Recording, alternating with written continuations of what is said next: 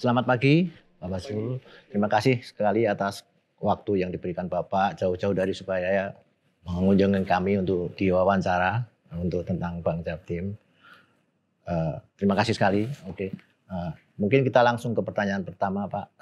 Untuk mengawali diskusi kita ingin tahu sebetulnya Bank BPD ini bedanya dengan bank-bank yang lain apa? Kecuali tentu dari sisi fundingnya yang jauh lebih murah, proyek tertentu dari BPD-nya, dari pemerintah daerahnya yang relatifly udah captive lah. Kira-kira keunikan apa yang membuat Bank BPD lain dengan bank-bank umum yang lain? Baik, Pak Teguh, secara nature of business sesungguhnya BPD itu sama dengan bank lain sebagai bank umum ya, memiliki tugas fungsi sebagai intermediary keuangan di sisi kelebihan dana, kemudian juga untuk penempatan lendingnya. Namun memang ada perbedaannya karena memang BPD ini lahir besar di daerah, dimiliki oleh daerah sehingga menjadi salah satu bank yang sifatnya regional daerah. Dan tujuan BPD memang salah satunya adalah untuk mendorong perekonomian daerah. Nah, ini perbedaannya. Nah, di saat yang sama sehingga pemegang saham kami memiliki penguasaan ya, policy di daerah itu. Dan BPD tentu memiliki kelebihan di sini. Kita bisa berkolaborasi, bersinergi dengan kepala daerah, pemerintah daerah yang sekaligus sebagai shareholder, tapi juga shareholder. Makanya BPD dipercaya oleh daerah sebagai pemegang kas daerah. Nah, privilege inilah yang juga merupakan perbedaan dibandingkan dengan bank umum lainnya. Dan privilege ini tentu memberikan sebuah peluang, tapi juga tantangan yang tersendiri juga. Kira-kira tantangannya apa, Pak? Tentu sebagai bank umum yang dihadapi juga player-players bank-bank umum yang mungkin katakanlah bunganya lebih kompetitif, lendingnya lebih murah atau bagaimana, Pak? Ya, pada intinya BPD khususnya Bank Jatim harus mampu mengoptimalkan ya potensi daerah yang ada dalam bentuk bisnis ya. Nah, dalam hal ini memang tantangannya adalah BPD tidak hanya berhadapan dengan sesama BPD ataupun BPR, tapi juga bank-bank besar yang mengambil market di daerah. Makanya kami harus melakukan sebuah penguatan captive market kami tadi itu. Ekosistem pemerintah daerah harus kami jaga dan kami memandang mereka sebagai prime customer kami. Tapi di saat yang sama bahwa kami juga tidak boleh menutup mata. Ada potensi bisnis di luar itu, di luar captive market kami, yaitu di sektor produktifnya. Nah, ada 9 juta UMKM di Jawa Timur, ini potensi yang besar. Dari total portofolio, memang dari sisi funding, Pak Teguh, dana-dana pemerintah itu sekitar 30%, selebihnya sudah dana masyarakat. Demikian juga terkait dengan kredit ya. Jadi dari 63 triliun itu sekitar 50% itu memang dari captive market, dari pemerintah daerah berbasis payroll para ASN ini. Tapi kami juga harus bisa menangkap potensi yang di luar itu, khususnya di sektor produktif. Iya. Kalau di market Jawa Timur sendiri, Pak, 30% tadi fundingnya, kira-kira mungkin secara overall berapa persen dan kira-kira akan ditargetkan berapa, Pak? Untuk 2025 ini. 2025. Dari para penabung ini. Kalau kita melihat Mas Reza, Pak Rudi, bahwa dalam beberapa tahun ini, dan ini relatif hampir sama ya dengan industri perbankan, bahwa pertumbuhan kredit itu lajunya lebih tinggi daripada pertumbuhan funding. Ya. Dan alhamdulillah ini juga mendorong fungsi intermediari kami menjadi lebih baik. LDR kami sudah mencapai sekitar 80%, dari sebelumnya sekitar 50% dalam 5 tahun terakhir. Jadi dengan adanya pertumbuhan yang cukup signifikan di sisi kredit ini, maka dalam jangka panjang aspek funding ini menjadi sangat penting bagi industri perbankan, termasuk Bank Jatim. Makanya di tahun 2025 ini kami memiliki strategi untuk pengumpulan funding ini kepada struktur funding yang lebih efisien dengan kasa yang lebih baik. Walaupun kasa kami saat ini sudah 60% ya, tapi untuk ke depan ini harus lebih efisien, harus bisa benar-benar menjadi pendorong untuk kita bisa memperoleh tingkat profitabilitas yang lebih baik dengan efisiensi dari struktur funding ini. Ya. Itu berarti memang tidak ada keterbatasan khusus ya sebagai status BPD dalam hal funding maupun lending kalau dari penjelasan Bapak ya. Kalau dari sisi funding sendiri, kira-kira kalau kita lihat kalau dari pemerintah pusat maupun daerah kan ya bunganya paling dari bunga giro lah semacam itu ditaruh di bank kemudian keluar lagi dalam bentuk itu.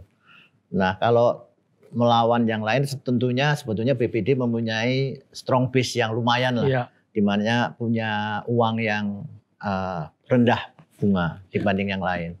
Nah, kekuatan ini kira-kira dimanfaatkannya secara praktek untuk bagaimana, Pak? Iya, memang itu kekuatan kami. Kami memiliki funding dari pemerintah daerah dari sebesar lebih kurang 30% dari total portofolio funding.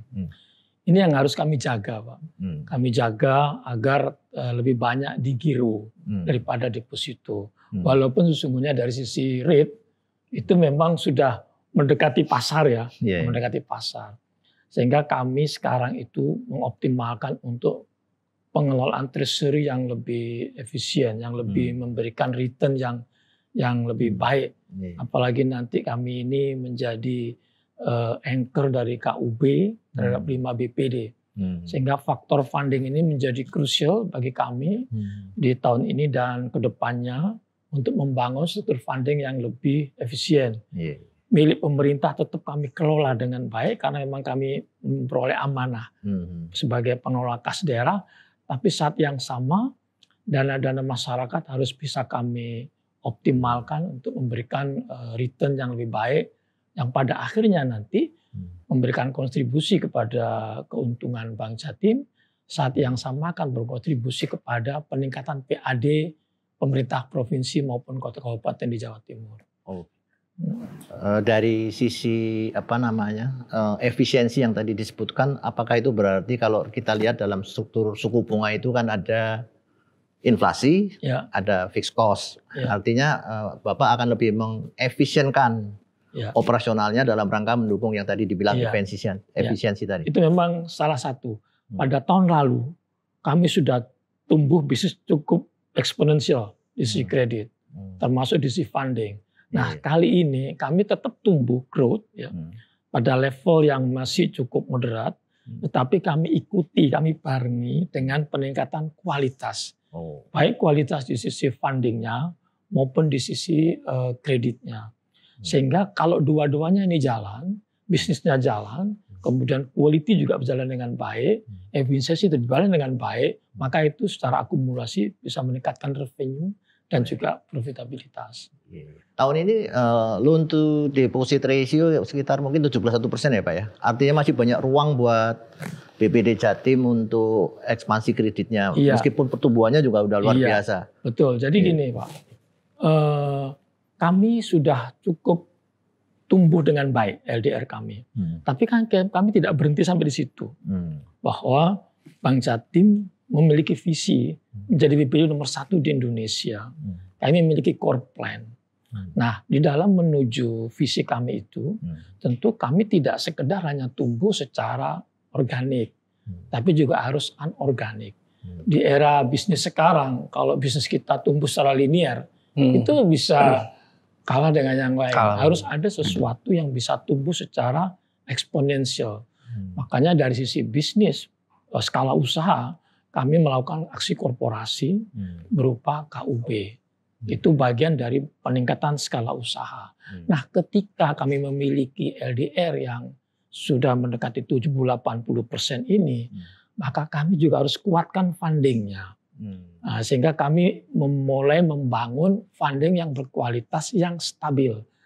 Pak Teguh kan mendengar dalam beberapa periode terakhir ini betapa biaya dana cukup tinggi. Itu menekan industri perbankan pada umumnya. Dan ini perlu ada alternatif solusi-solusi. Makanya dalam kesempatan yang baik ini, insya Allah kami juga akan melakukan aksi korporasi yang terkait bagaimana kami membangun struktur funding yang lebih stabil dan sifatnya jangka panjang. Ya, stabilitas itu ada semacam sebagai ditindaklanjuti sebagai aksi korporasi ya Pak. Bisa lebih detail nggak kira-kira aksi korporasinya akan seperti apa?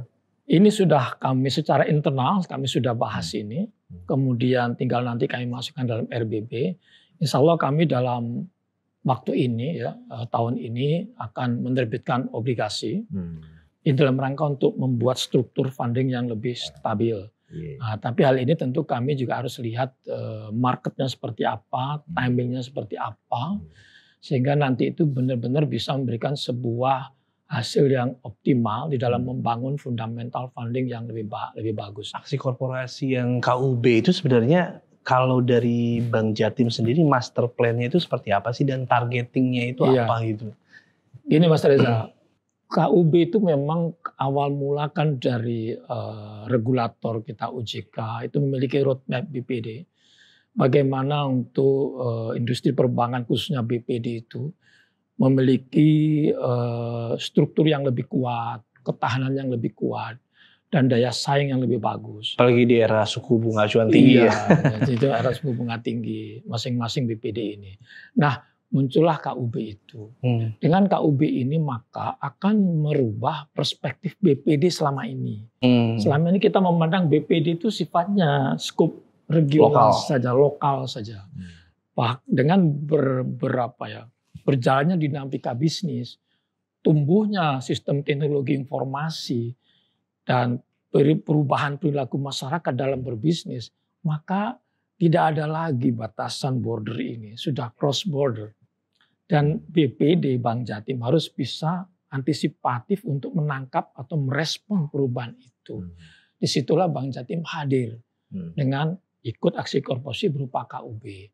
Dan sekarang sudah berjalan dengan baik secara resmi. Kami sudah ber-KUB pada akhir tahun lalu dengan Bank NTB Syariah dan sudah disetujui oleh OJK. Dan sekarang sedang berlangsung 4 BPD lagi, yaitu Bank Lampung, Bank Banten, Bank NTT, dan Bank Sultra. Ini on progress. Core-nya Bank Jatim sih. Core-nya Bank Jatim, ya. Karena dengan KUB ini tentu kita memiliki tujuan, Mas. Tujuan KUB ini kan sebetulnya bagi mitra kita maupun kami sendiri itu harusnya memberikan sebuah efisiensi, memberikan nilai tambah dalam bisnis, ya kan? Dan juga ini bisa memberikan sinergitas di antara mitra ini. Kan era sekarang tentu kita tidak bisa kita berjalan sendiri. Kolaborasi harus kolaborasi, sinergi dengan berbagai ini. Tadi dibilang bahwa KUB intinya selain untuk memperkuat modal juga jaringan. Nah, kira-kira untuk 2024 ini sudah ada gambaran nggak Pak? Kira-kira laba dari 2004 yang lalu ya, kira-kira sudah ada gambaran nggak labanya bersihnya kira-kira akan tercapai berapa atau tumbuh berapa dibanding itu?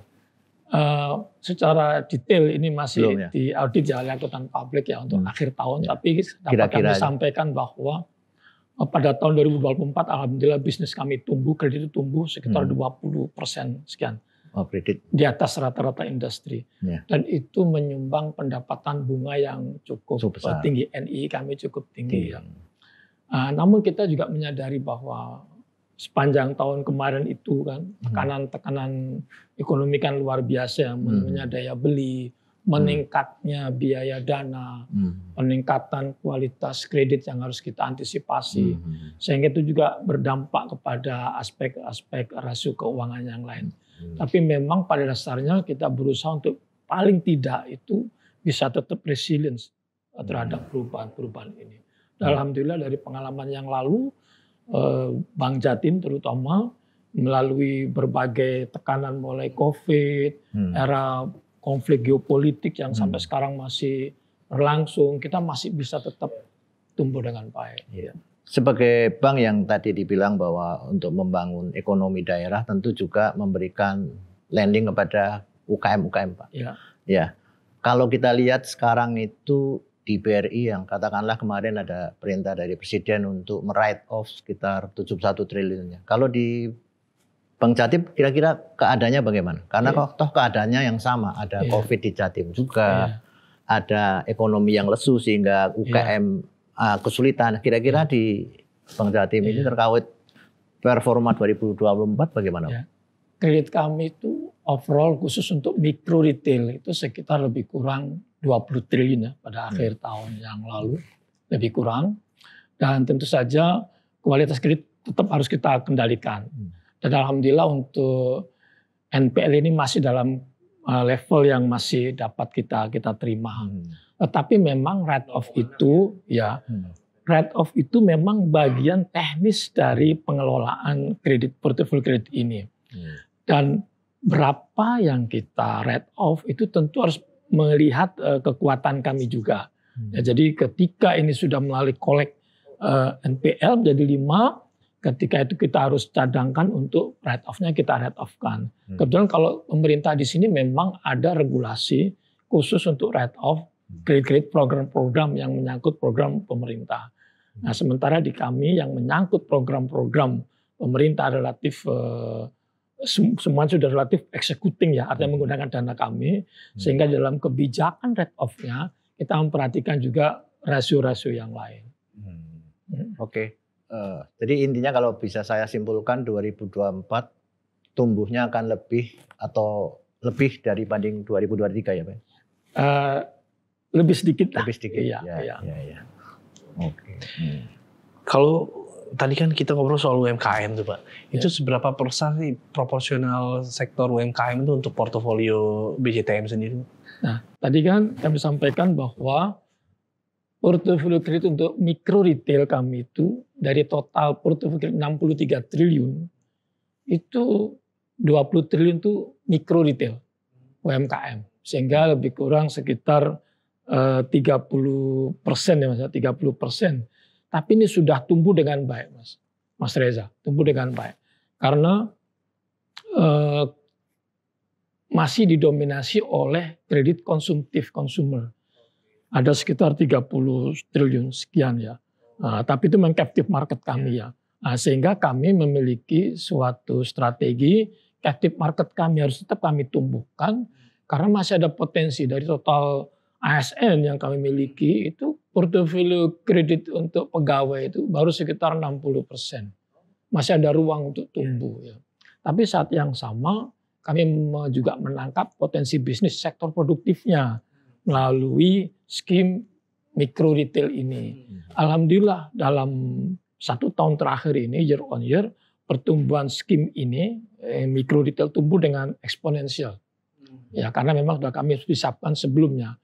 Jadi pada 2 tahun yang lalu Mas Reza, begitu kami memiliki strategi perlunya diversifikasi bahwa BPD ini tidak boleh hanya bertumpu kepada captive marketnya yang konsumtif, dia harus menangkap potensi sektor realnya, maka kami melakukan transformasi saat itu. Salah satu transformasi adalah membentuk lini-lini bisnis secara segmented. Dan alhamdulillah ini berhasil dengan baik. Iya. Menarik juga itu. Untuk 2024 ini Bapak kan sudah masuk ke digitalisasi ya, punya G-Connect. Ya.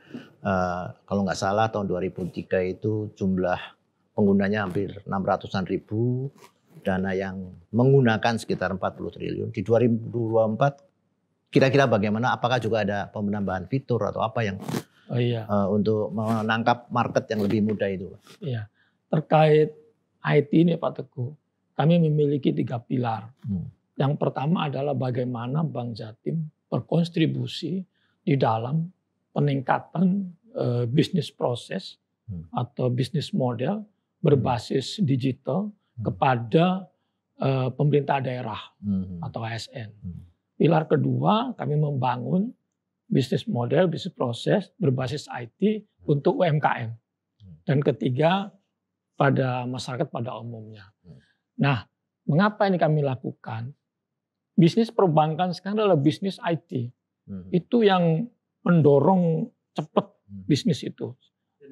Iya, saat COVID kemarin itu bisnis berbasis digital kami naik cukup tinggi. Dan ini kami lanjutkan di era sekarang ini. Ketika kami memasukkan kontribusi digitalisasi kepada pemerintah daerah, maka itu akan mendrive yang lain, Pak. Lebih cepat. Begitu juga UMKM. Sekarang kami punya Jatim Kilat. Para nasabah UMKM itu kalau ingin aplikasi kreditnya cukup menggunakan aplikasi itu. Mudah, cepat. Begitu juga untuk sistem pembayaran yang kita punya J-Connect. Pembayaran untuk listrik, air, telepon, pulsa, semua bisa menggunakan J-Connect kami. Super apps itu ya. Iya, dan ini terus akan kami kembangkan. Cuma gini, yang saya masih bertanya-tanya itu tadi kan kalau data November itu pengguna J-Connect itu sampai 800 ribuan tuh. Ya. Kalau saya riset tadi sebentar itu memang lebih tinggi dari beberapa BPD lainnya ya. Yang sekitaran masih pengguna itu 200.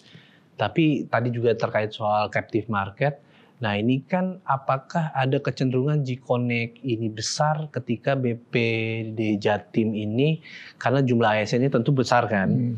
Nah tapi apakah ini juga bisa menggambarkan kondisi semisal J-Connect ini bisa menembus selain ASN, misalkan Gen Z. Nah ini kan penting juga nih Pak untuk pertumbuhan nasabah terus tentu regenerasi. Nah itu apakah sudah ada misalkan J-Connect ini apa inovasinya? Terus untuk menyasar Gen Z, terutama mahasiswa, terus itu pengusaha-pengusaha muda gitu yang sekarang lebih melek dengan bank digital ya kan, vintage. Nah itu gimana respon dari Bank Jatim soal itu Pak? Bank Jatim harus mengarah ke sana, harus ya kan? Iya tentu.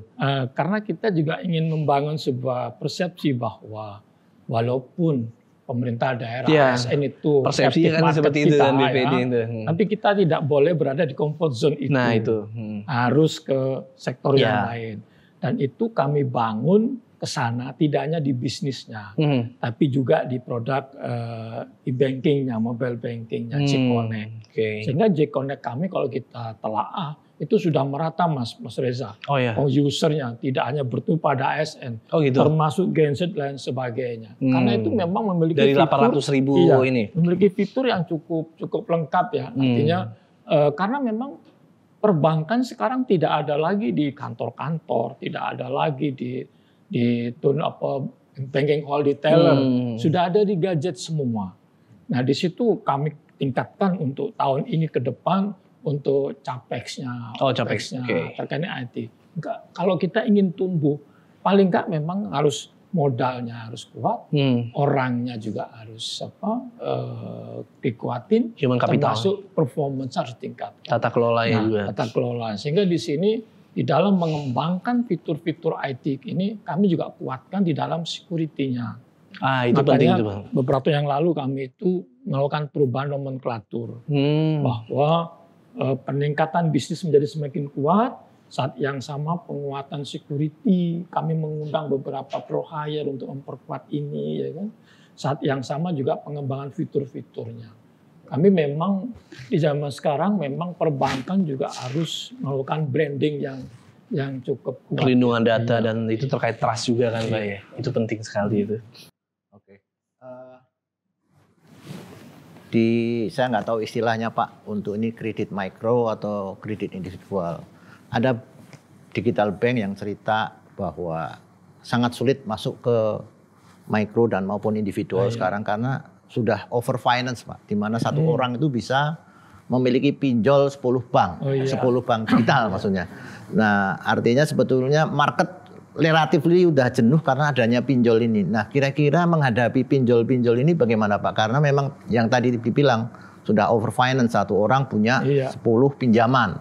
Yang artinya kemungkinan macetnya itu mungkin sudah di atas 50%. Nah, itu gimana Pak dengan situasi seperti ini? Niche-nya mungkin apa karakter unik yang ditawarkan Bank Jatim gitu untuk kelemahan di industri kita, keuangan kita ini adalah belum balance-nya antara inklusi dan literasi. Jadi kecenderungan inklusi melaju lebih tinggi dibandingkan literasinya ini. Nah, di sini memang tugas kami sebagai salah satu pelaku sektor keuangan, koordinasi dengan Bank Indonesia, regulator OJK, pemerintah daerah, harus terus-menerus melakukan sebuah sosialisasi tentang literasi keuangan ini.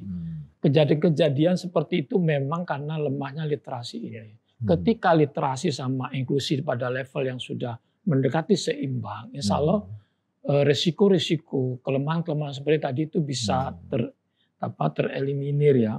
Dan saat yang sama memang mau tidak mau untuk menghindari itu harus ada penguatan di dalam sistem teknologinya, informasi teknologinya.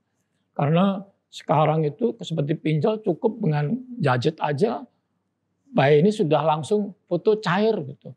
Ini yang perlu penguatan. Bagaimanapun seperti kami di Bank Jatim, kecuali saat COVID yang lalu ya, itu situasi memang cukup tertentu lah ya. Force major, ya, force major tertentu. Tapi kalau sekarang kan sudah normal kembali. Jadi penguatan, kontrol, pengendalian ini tetap menjadi penting ya. Apalagi untuk sektor mikro itu sederhana saja sebetulnya. Tepat orang, tepat jumlah, dan tepat guna peruntukannya. Itu Bank Jatim ada program khusus nggak untuk kolaborasi misalkan dengan universitas, komunitas muda atau startup gitu untuk literasi keuangan digital segala macam itu? Ya, untuk menggrab pemuda-pemuda juga. Ini kami kerjasama dengan pemerintah provinsi. Pemerintah provinsi Jawa Timur memiliki program untuk peningkatan bisnis dari kaum milenial ini. Ya, jadi mulai peningkatan job fair-nya, kemudian dia punya program startup-nya apa. Di situ kami support bukan dalam bentuk pembiayaan ya, tapi kami dukung dalam bentuk sponsor-sponsor agar mereka membantu mereka untuk mengembangkan programnya. Dan ini memang kalau kita membangun mikro, kita juga harus membangun embrionya dulu. Ekosistemnya dan embrionya dulu. Kalau kita ngelola existing ini tapi kita nggak melakukan embrionya, ini tidak akan berkesinambungan. Hanya akan putus gitu. Jadi harus memiliki sebuah program melihat seluruhnya dari sebuah ekosistem utuh. Itu menarik Pak, menarik. Sebagai ini Pak, sebagai bankir yang berpengalaman di Bank BUMN atau BRI dalam hal ini 32 tahun. Kira-kira ada shifting apa ketika menangani BPD yang milik pemerintah juga, cuman tentu ada yang perbedaan. Kira-kira pengalaman apa dan sentuhan apa yang Bapak lakukan di Bank Jatim yang agak berbeda dengan Bank Jatim? Tantangan terbesar yang pernah dihadapi juga apa itu Pak? Yang pertama adalah culture ya. Ini berbeda sekali. BPD itu unik ya, karena pertama kepemilikan saham yang begitu banyak, ya, unik sekali. Terus kepentingan yang begitu banyak, ya.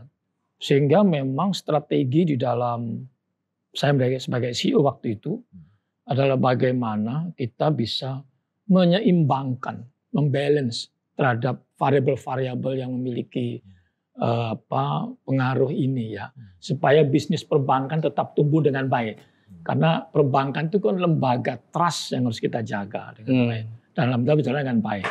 Yang kedua yang kita lakukan adalah karena ini milik pemerintah daerah dan kami diamanai sebagai pemegang kas daerah, maka kami memperlakukan pemerintah daerah ini berikut ASN perangkat-perangkatnya sebagai prime customer kami. Itu yang harus kami lakukan karena memang secara portofolio memang ada ya. Dan yang ketiga yang kami lakukan sentuhan di BPD adalah perlu transformasi dan itu sudah kami lakukan 2 tahun yang lalu. Transformasi yang kami lakukan menyeluruh, mulai dari struktur organisasinya. Struktur organisasi harus kita sesuaikan dengan dinamika bisnis yang ada. Seperti apa perubahan, ke arah mana perubahan itu. Sehingga strukturnya harus disesuaikan untuk itu. Yang kedua, kami juga melakukan transformasi di bidang human capital. Human capital tidak hanya masalah kuantitas, tapi juga kualitasnya juga. Iya benar. Bagaimana peningkatan kompetensinya ini harus kita perhatikan. Kemudian transformasi yang ketiga kami lakukan adalah rule making rule, policy. Betapa banyak policy yang sudah tidak inline dengan bahkan tumpang tindih ya. Ini harus mulai dibenahi sebelum kita melangkah eksponensial ke depan. Yang keempat teknologi. Itu sudah kami lakukan dengan mobile banking, G-Connect dan lain sebagainya. Dan yang terakhir aksi korporasi. Karena tidak hanya linear, harus juga tumbuh eksponensial melalui aksi korporasi. Aksi korporasi ini kami momentumnya pas ketika regulator OJK melaunch tentang BPD Roadmap KUB. Alhamdulillah kami menjadi BPD yang terbesar sekarang ini dalam KUB ini. Kami menggandeng 5 BPD untuk menjadi KUB grup Bank Jatim ini. Memasuki tahun 2025 ini Pak, banyak analis memperkirakan situasi masih makin tidak menentu. Ada Indonesia masuk BRICS yang kemungkinan akan mempengaruhi market Amerika terhadap produk-produk eksportir dari Jawa Timur. Ada Trump yang memulai perang tarif yang memang sementara masih diulur sebulan lagi. Tapi ini tentu akan mengakibatkan tekanan mungkin terhadap rupiah kita yang banyak analis memperkirakan bisa mencapai 16.500. Kemudian inflasi juga akan naik. Nah, menghadapi ini kira-kira target Bank Jatim tahun 2025 pertumbuhannya akan seberapa besar dibanding 2024? Baik Pak Teguh, memang geopolitik belum selesai, sekarang Trump terpilih. Trump tentu memiliki kebijakan yang cukup mengagetkan bagi dunia bisnis ya, global pada umumnya. Entah tarif dan lain sebagainya. Saat yang sama pemerintah kita juga bergabung dengan BRICS. Tentu pemerintah memiliki tujuan bahwa BRICS ini kan salah satu organisasi keuangan untuk meningkatkan daya saing negara berkembang ya, bisa ikut berkiprah di dunia global. Nah, seperti apa Bank Jatim? Nah, seperti kita lihat bahwa portofolio kami itu memang lebih didominasi oleh domestik ya, sehingga relatively tentu ada dampak ya, tetapi saya perkirakan tidaklah signifikan karena memang portofolio kami lebih kepada UMKM dan berbasis payroll ASN. Iya, jadi relatively masih tetap bisa tumbuh dengan baik. Eksesnya kecil ya? Iya, kecil. Tinggal paling kami bagaimana yang nasabah kami yang orientasinya ekspor impor ini yang harus kami jaga dengan baik. Paling di situ. Oke, jadi kira-kira pertumbuhannya akan lebih tinggi atau pertumbuhan kredit akan tetap kami dorong, tapi mungkin tidak setinggi tahun lalu. Ya, tapi saat yang sama dana pihak ketiga kami tumbuhkan lebih baik, sehingga nanti ini menopang struktur funding yang lebih baik dengan kualitas kredit yang lebih baik. Artinya secara loan to deposit ratio itu akan relatifly nggak bergerak banyak ya Pak? Masih sekitar 80. Masih 80. Iya. Itu pun dirasa memang cukup favorable lah buat Bank Jatim mengingat struktur pendanaan yang memang berbeda dengan yang lain. Gitu. November kemarin dana pihak ketiga itu udah sampai 87,96 triliun ya. Nah, itu berarti itu akan lebih di atas lagi nanti di tahun ini. Apa optimismenya? Ya, jadi gini, dalam 4 tahun terakhir itu memang aset kami sudah di level di atas 100 triliun ya. Memang di tengah situasi yang suku bunga tinggi, itu memang kami saat itu tidak menaikkan begitu tinggi untuk funding ini. Tapi kami memperbaiki strukturnya agar lebih efisien. Nah, strategi ini akan tetap berlanjut di tahun ini. Ya, supaya nanti ketika kami menaikkan aset itu ditopang oleh funding yang lebih efisien, kasa yang lebih bagus, sehingga tidak terhit ke profitabilitasnya. Di saat yang sama, kreditnya juga tumbuh dengan kualitas yang terjaga. Dalam rangka menerbitkan tadi corporate action obligasi, ini apakah salah satunya juga karena kalau right issue kan pasti ada potensi pemerintah daerah harus partisipasi sehingga harus injeksi. Kalau bonds itu relatively nggak ada impact terhadap ownership. Nah, kira-kira karena bonds ini kalau nggak salah lebih jangka panjang ya Pak. Sementara bank-bank itu kan lebih banyak operasional atas dana-dana jangka pendek yang depositonya lebih pendek. Betul. Nah, kira-kira apakah Bank Jatim ini akan ada rencana untuk proyek-proyek yang infrastruktur misalnya yang lebih jangka panjang, sehingga supaya nggak terjadi semacam mismatch antara pendanaan dan itunya. Betul Pak Teguh. Jadi memang untuk saat ini institusi perbankan pada umumnya termasuk Bank Jatim ya, itu harus menjaga mismatch ini. kita tidak hanya sekedar mencapai performance untuk jangka pendek ya, tapi juga jangka panjang. Makanya kita melakukan aksi korporasi berupa alternatif investasi untuk pendanaan. Salah satunya adalah obligasi ini. Sifatnya jangka panjang. Tujuan utamanya adalah kami memiliki struktur funding yang lebih stabil. Ini penting sekali. Untuk resilience, kita lihat bahwa ada 3 poin penting di dalam roadmap BPD oleh OJK. Yang pertama adalah resilience, yang kedua itu adalah daya saing, yang ketiga adalah kontributif kepada perekonomian daerah. Ini kami pegang benar. Sehingga dengan melihat dari roadmap ini, kami harus memikirkan program-program apa yang bisa memperkuat resilience BPD khususnya Bank Jatim ini. Salah satunya adalah penguatan di sisi likuiditas. Funding ini berupa penerbitan obligasi tadi. Tentu saja nanti seperti apa ritnya, timingnya, prosesnya kita ikuti. Momentumnya kapan kita ikuti. So ini pernah di rating nggak Pak sama lembaga rating? Karena biasanya kalau obligasi kan selalu di rating. Iya. Kira-kira udah pernah rating? Ada. Kita rating AA ya. AA ya. Sehingga ini harus terus kita dorong ke depannya supaya memberikan value pada market yang lebih bagus. Rating ini harus kami jaga untuk bisa semakin naik. Oke, KUB tadi kira-kira akan diperbanyak nggak di tahun 2005 pesertanya sehingga daya ekspansisnya ataupun penghimpunan modalnya lebih tinggi buat Bank Jatim. Ya, kami sudah ukur Pak Teguh. Kami melibatkan juga pihak independen, pihak konsultan, pihak ahli di sini.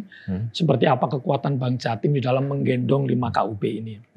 Pada intinya memang cukup layak untuk itu. Dan intinya adalah tentu tidak berhenti sampai di situ.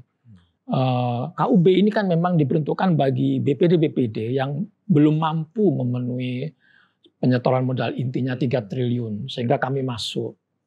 Nah, ketika kami masuk dan disetujui oleh regulator OJK, maka kami tidak berhenti di situ. Kami harus berbenah semuanya, internal kami maupun mitra KUB kami. Dari sisi bisnis maupun non bisnis. Dari sisi bisnis tentu kami lihat sektor ekonomi apa di unggulan yang ada di Jawa Timur. Jawa Timur memiliki posisi regional yang sangat strategis ya. Selama ini sebagai hub bagi Indonesia Timur untuk ekonomi nasional, apalagi sekarang ada IKN di Kalimantan, maka Jawa Timur menjadi gerbang baru dari Nusantara. Ya. Nah, sehingga dengan demikian maka potensi ini harus kami bisa optimalkan.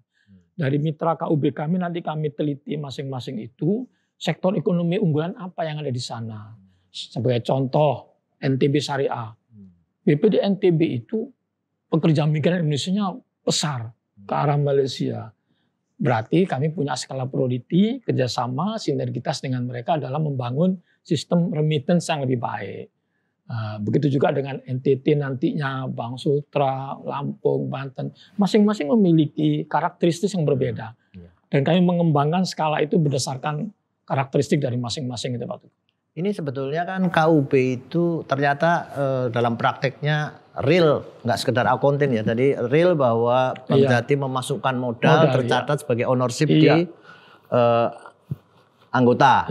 Nah, pertanyaan saya adalah kenapa banyak KUB yang non Jatim misalnya? Kenapa nggak misalnya seluruh Jatim ngompak untuk masuk ke BPD? Atau memang ada pertimbangan khusus? Karena kan kalau misalnya gubernur bilang, wahai para bupati lebih baik kalian gabung sama Bank Jatim. Misalnya ini. Itu gimana pertimbangannya? Kenapa harus keluar? Gitu? Jadi pada saat OJK 12 itu muncul, memang OJK menyerahkan pada rekan-rekan BPD semua. Siapa yang bisa menjadi anchor untuk itu. Tentu ada ukurannya. Jadi hubnya ya? Ya jadi hubnya. Alhamdulillah Bank Jatim memang CAR-nya cukup kuat waktu itu. Sekitar hampir 27% CAR. Sekarang dengan bergabung 5 itu kami masih kuat 23%. Jauh di atas regulator.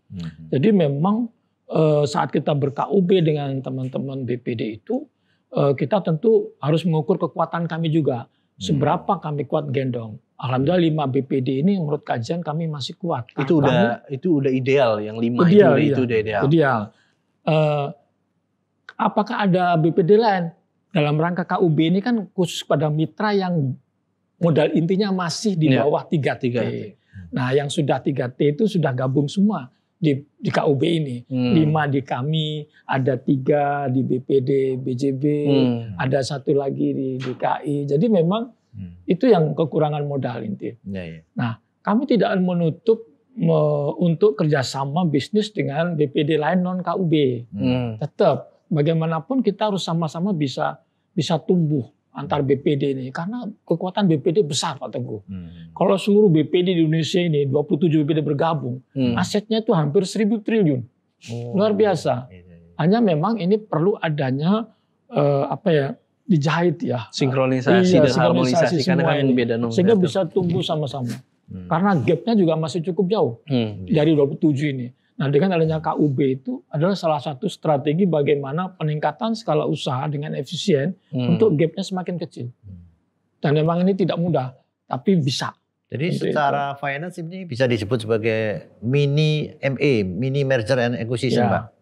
Meskipun mungkin lebih unik karena masing-masing itu ownernya itu bisa beda quote unquote, beda partai, tiap 5 tahun ganti, beda pemikiran gitu, yang mungkin lebih rumit kadar rumitnya lebih tinggi. Lebih rumit, Pak Teguh, betul. Jadi jangan disamakan KUB ini seperti merger akuisisi pada umumnya, enggak ya. Karena pemegang sahamnya banyak dan masing-masing BPD ini memiliki local pride yang harus kita jaga juga. Nah, jadi di dalam KUB ini semangatnya bukan semangat akuisisi.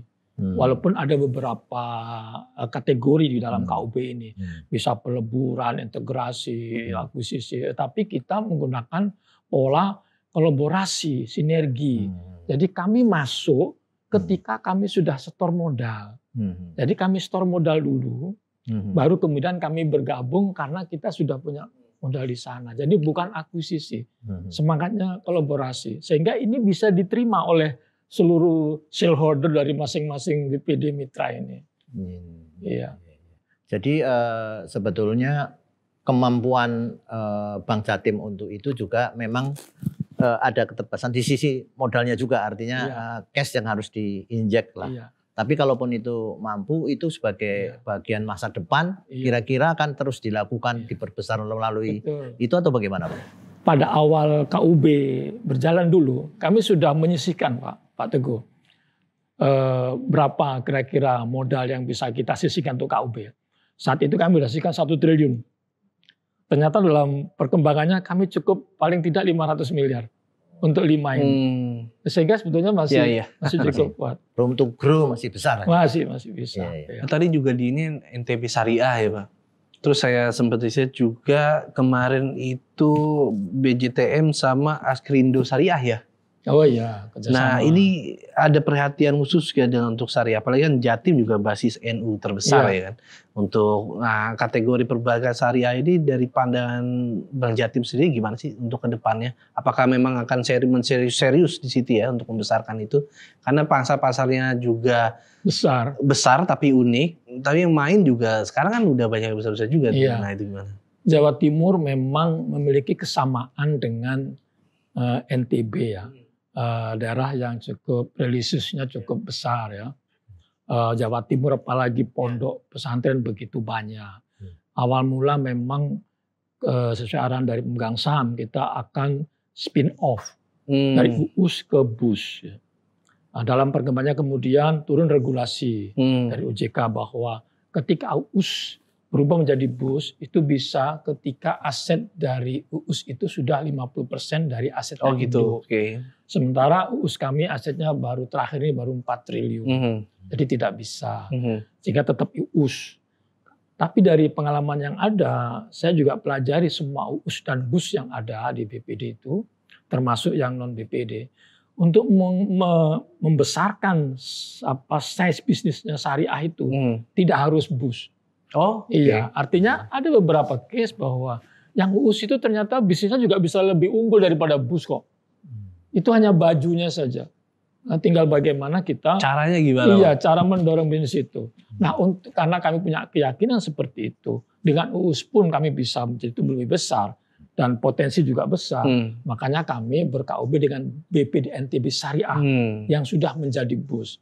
Di sana potensi syariahnya besar, di kami juga besar. Jadi solusinya ekspansi ya. Ekspansi modal ini. Kami akan kolaborasikan baik policy, kebijakan, produknya, bisnis prosesnya, sehingga bisa meningkatkan market ini. Itu. Menarik. Oke. Terima kasih sekali Pak. Sama-sama, Saya kira betul. waktu kita udah hampir 40 menit. Terima kasih. Luar biasa 40 menit yang tidak terasa nih. Dengan Pak Busrul bertanya kita soal. Sebenarnya masih banyak pertanyaan yang mau ditanya ini. Iya. Terima kasih sekali Pak. Sama-sama Pak Tutu. Terima kasih.